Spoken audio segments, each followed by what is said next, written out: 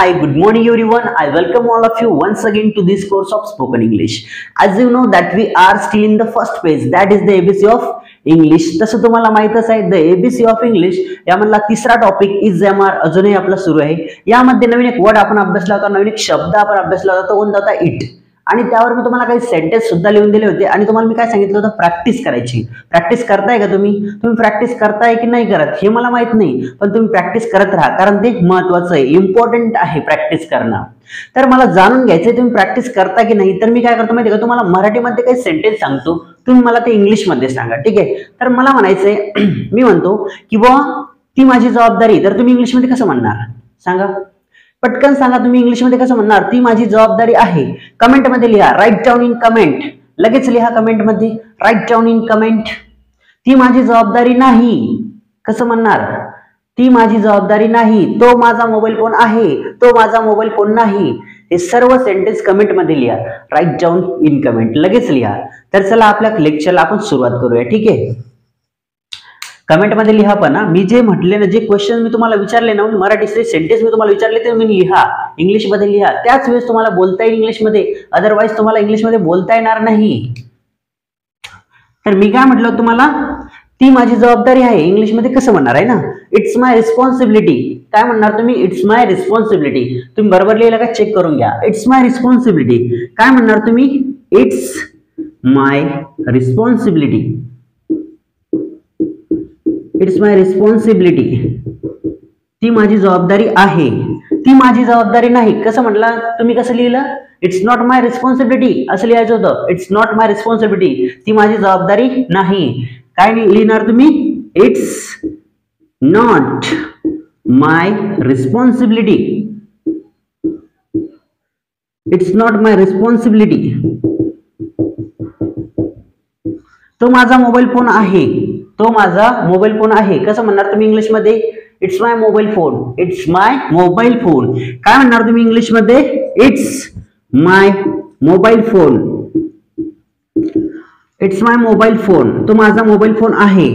तो माझा mobile phone आहे का? तुम्हाला जर असं म्हणायचं असेल तो माझा मोबाईल फोन आहे का, तर कसं म्हणणार तुम्ही? Is it my mobile phone. Is it my mobile phone. काय म्हणणार तुम्ही? Is it my mobile phone, कारण हा क्वेश्चन आहे. तो माझा मोबाईल फोन आहे का? Is it my mobile phone. Is it my mobile phone. तो माझा मोबाईल फोन आहे का?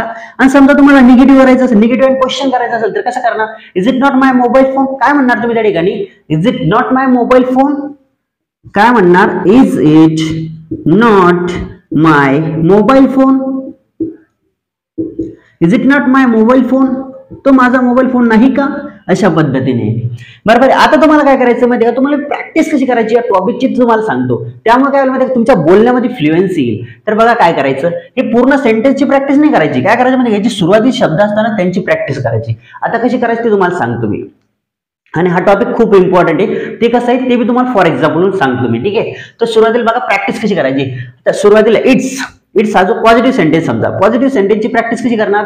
इट्स पासून सुरुवात होती. मग कसं करायचं? It's it's it's it's it's it's it's it's असं ना, कमीत कमी 10 वेळेस म्हणायचं. प्रत्येक शब्द 10 वेळेस म्हणायचा. आता हर्डी इट्स म्हणायचा 10 वेळेस. It's it's it's it's it's it's it's असं पद्धतीने. त्यानंतर निगेटिव्ह सेंटेन्स करायचं असेल तर काय म्हणायचं? It's not it's not it's not it's not it's not it's not it's not it's not it's not असं.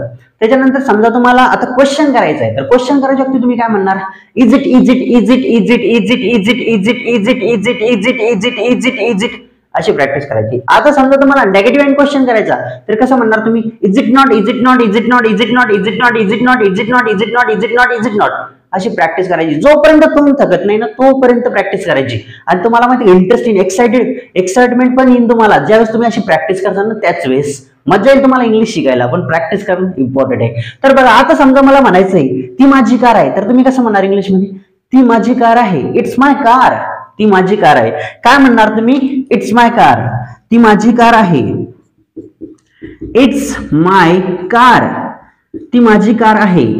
ती माझी कार नाही का? ती माझी कार नाही का? सांग कोणतं? Negative end question. ती माझी कार नाही का? Is it not my car. Is it not my car. ती कार माझी नाही का? Is it not my car. काय म्हणणार तुम्ही? Is it not my car. Is it not my car हा काय झाला? क्वेश्चन झाला. ठीक आहे. Is it my mobile phone, हा पण क्वेश्चन आहे. ठीक आहे, हे काय सर्व क्वेश्चन आहेत म्हणून क्वेश्चन मार्क देतो. ठीक आहे, is it not my car, ती माझी कार नाही का, अशा पद्धतीने म्हणून क्वेश्चन मार्क द्यायचा. जर क्वेश्चन असेल तर क्वेश्चन मार्क द्यायचा. आता समजा मला म्हणायचंय तो माझा मोबाईल फोन आहे. ठीक आहे, तो माझा मोबाईल फोन आहे, इट्स माय मोबाईल फोन. ते माझं स्वप्न आहे असं म्हणणार तुम्ही इंग्लिश मध्ये. ते माझं स्वप्न आहे, it's my dream. It's my dream, ते माझं स्वप्न आहे. काय म्हणणार तुम्ही इंग्लिश मध्ये, इट्स माय ड्रीम.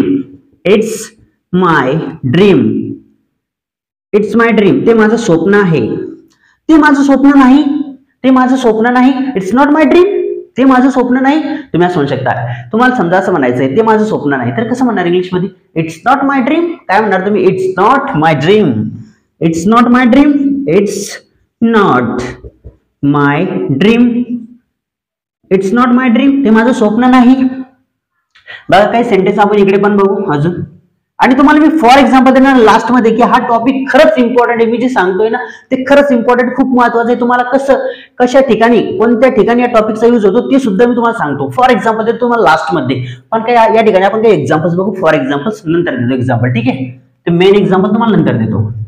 आता बघा मला असं म्हणायचंय ते अर्जंट आहे, ते आवश्यक आहे, तर कसं म्हणणार, ते तातडीचं आहे. अर्जंट म्हणजे काय, तातडीचे, लवकर आहे, आवश्यक आहे, तर काय म्हणणार, इट्स अर्जंट. ते अर्जंट आहे, ते अर्जंट आहे. काय म्हणणार तुम्ही इंग्लिश मध्ये, इट्स अर्जंट. इट्स अर्जंट, ते अर्जंट आहे. आता तुम्हाला असं म्हणायचंय ते अर्जंट नाही, ते अर्जंट नाही, तर कसं म्हणणार इंग्लिश मध्ये, इट्स नॉट अर्जंट. काय म्हणणार तुम्ही, it's not urgent.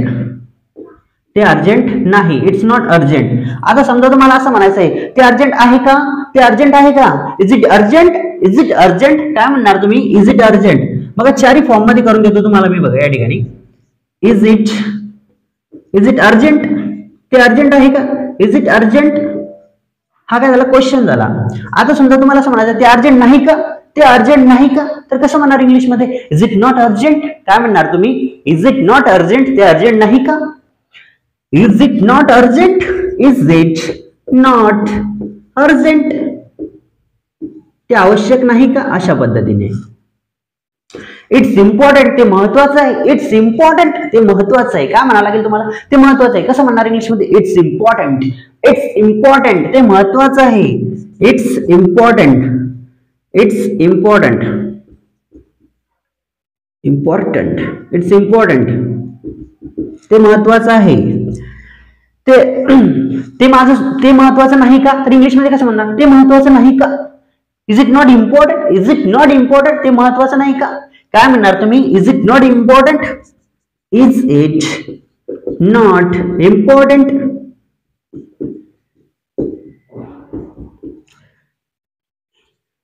Is it not important, ते महत्वाचं नाही का. तुम्हाला समजा इंग्लिश मध्ये म्हणायचं ती बॅग माझी आहे, तर इंग्लिश मध्ये कसं म्हणणार, it's my bag.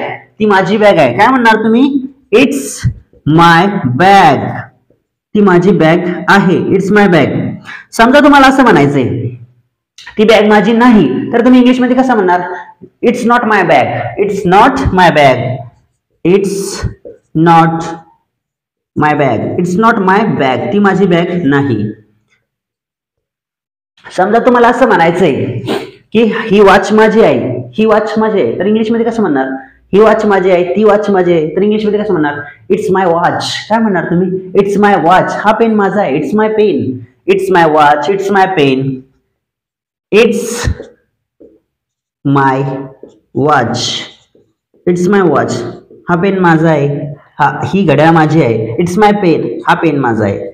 It's my pen. हा पेन माझा आहे. ठीक आहे, इट्स माय पेन. अशा पद्धतीने सेंटेन्स क्रिएट करायचे. आता तुम्हाला एक्झाम्पल देणार होतो, फॉर एक्झाम्पल, रिअल एक्झाम्पल. तर बघा आता फॉर एक्झाम्पल, समजा तुमच्या मामाचं लग्न झालेलं आहे. ठीक आहे, तुमच्या मामाचं लग्न झालेलं आहे आणि तुम्ही काय बघताय, मी ते लग्नातील ते अल्बम बघताय.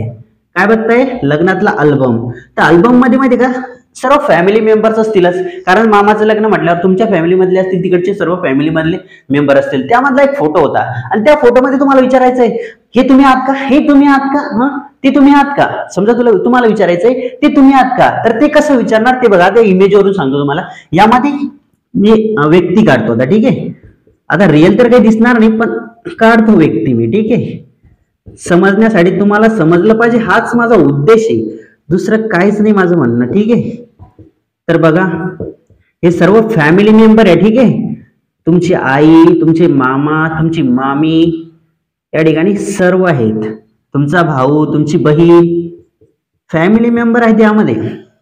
ठीक आहे, अशी खूप सारी व्यक्ती आहेत या इमेज मध्ये. ठीक आहे, आणि मला म्हणायचंय ते तुम्ही आहात का?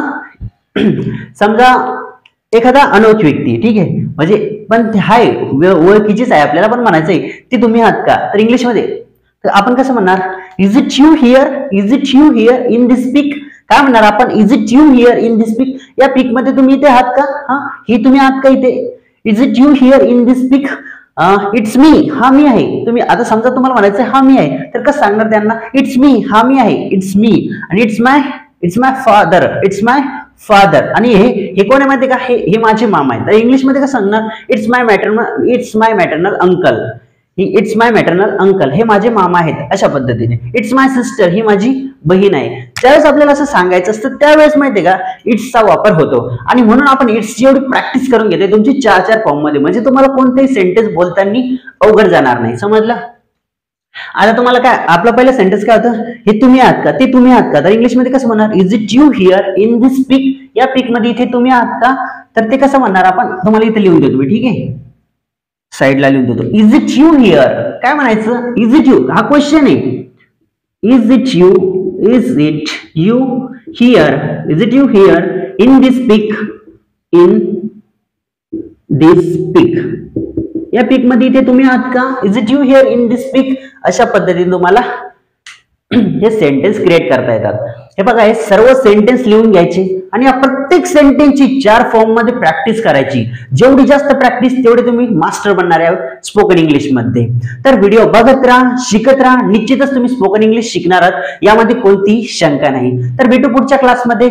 Thanks a lot for watching this video. See you in the next class.